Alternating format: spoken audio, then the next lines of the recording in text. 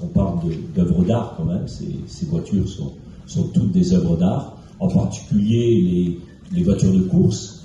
Elles ont toujours été très inspirées par... bon, aujourd'hui, bien évidemment, l'informatique est dominante, mais à une époque, il y avait des coups de crayon, il y avait je ne dis pas que toutes étaient issues de Leonardo da Vinci, de l'automobile, mais on a affaire à des œuvres d'art, avec des carrosseries sensationnelles, aussi des innovations techniques qui ont marqué non seulement l'histoire de la course automobile, mais je dirais l'automobile en général. Et lorsque nous avons discuté avec mes amis de la CO et Pierre Fillon de ce projet, cette passion, elle s'est tout de suite fédérée et on a toujours tout de suite imaginé l'importance que pouvait avoir un musée de taille mondiale avec des voitures très diversifiées, que ce soit aussi bien des Formule 1, des sports prototypes, des IndyCar, des voitures de rallye, etc. Une grande diversité et faire profiter tout ça au plus grand nombre. Donc c'est cette mission qui nous est apparue très vite et avec l'objectif de faire un musée extrêmement vivant, très dynamique, parce que les musées automobiles, même les musées en général, peuvent parfois être un petit peu, non pas rébarbatifs, mais un petit peu tristes.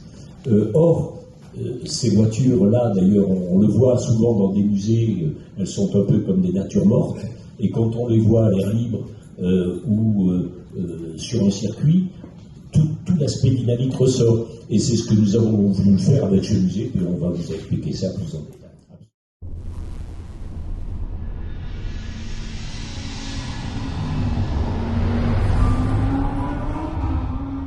Alors tout d'abord, on a fait un choix, comme tout ce que l'on a pu mener. On a parlé de notre architecte.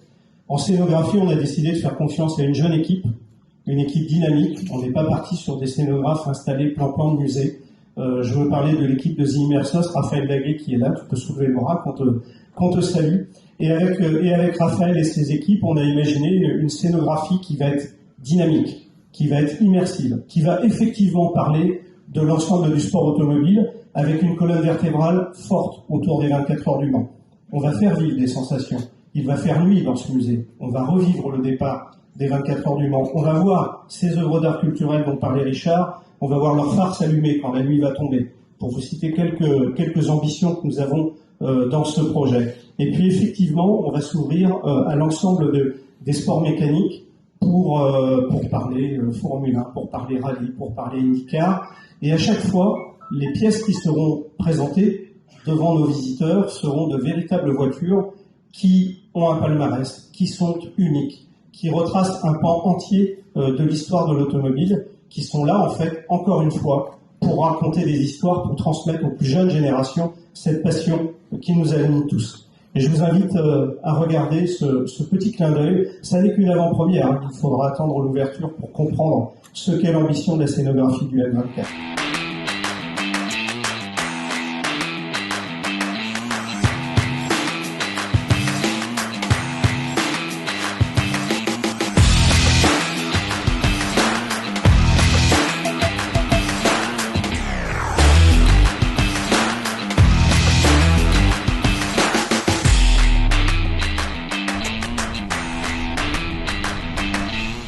Si vous me permettez, on entre désormais dans la dernière ligne droite.